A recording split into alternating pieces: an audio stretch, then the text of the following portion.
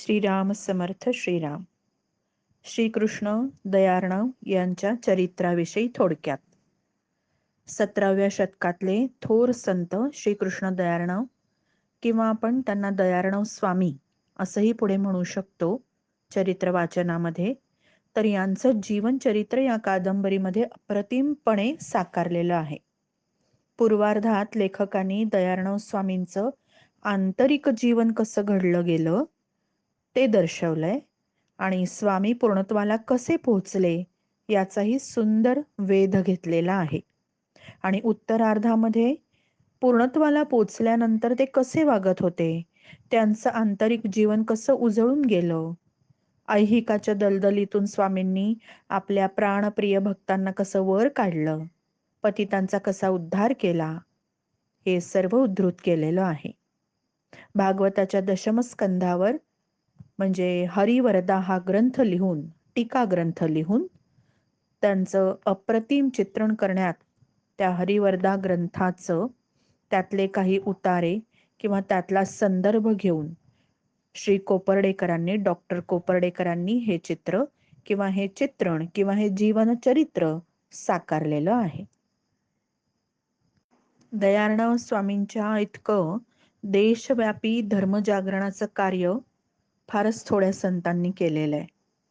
पण तरीही आज लोकांना दयार्णव स्वामींच्या कार्याची फारशी माहिती नाही. केवळ हरिवरदा हा ग्रंथ काही जणांना माहिती असावा.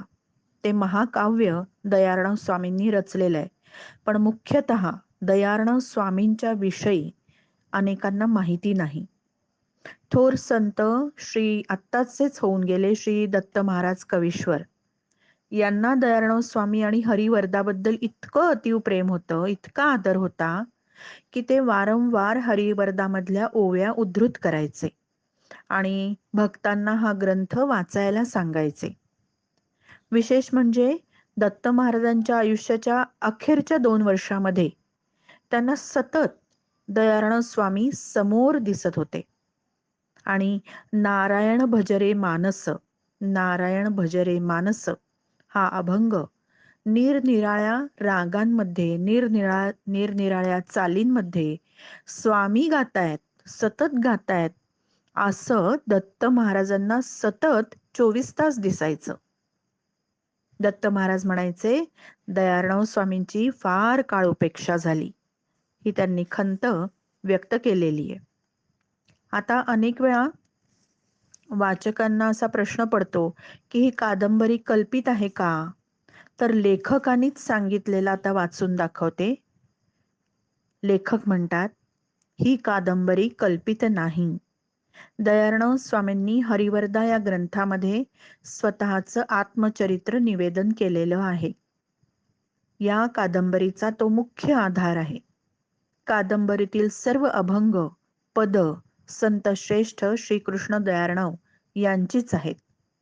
कृष्ण दयार्णवामृत या पुस्तकामध्ये ती आजही सर्वांकरता उपलब्ध आहेत. या अभंगातील दयार्णव स्वामींच्या अनुभूतीचा, ऐकलेल्या आख्यायिकांचा मागोवा घेत घेत ही जीवनकथा मांडली गेली आहे. कोपर्डे, पैठण, मुंगी, औरंगाबाद, जामखेड इथल्या ग्रामस्थांनी लेखकाला अनेक आख्यायिका ऐकवल्या आणि त्याप्रमाणे लेखन होत गेलं. आणि त्याला मुख्य आधार म्हणजे काय? थोर इतिहास संशोधक वा. ल. मंजुळ, बाळासाहेब पाटील, डॉक्टर रामचंद्र मोरवंचीकर यांचं संशोधन आणि माहिती आधारभूत आहेच. ज्येष्ठ संशोधक आणि साहित्यिक डॉक्टर रा. चि. ढेरे यांच्या कल्पवेल पुस्तकातला आणि हरिवरदा या ग्रंथाच्या प्रस्तावनेमध्ये संशोधनपर माहितीचा या कादंबरीला भरभक्कम आधार आहे. तर अशा सर्व अंगांनी सत्यतेवर आधारलेली ही कादंबरी नव्हे, हे आत्मचरित्रच आहे स्वामी दयार्णवांचं. आता आपण याचं पुढे वाचन आणि श्रवण करणार आहोत. ही झाली पूर्व प्रस्तावना.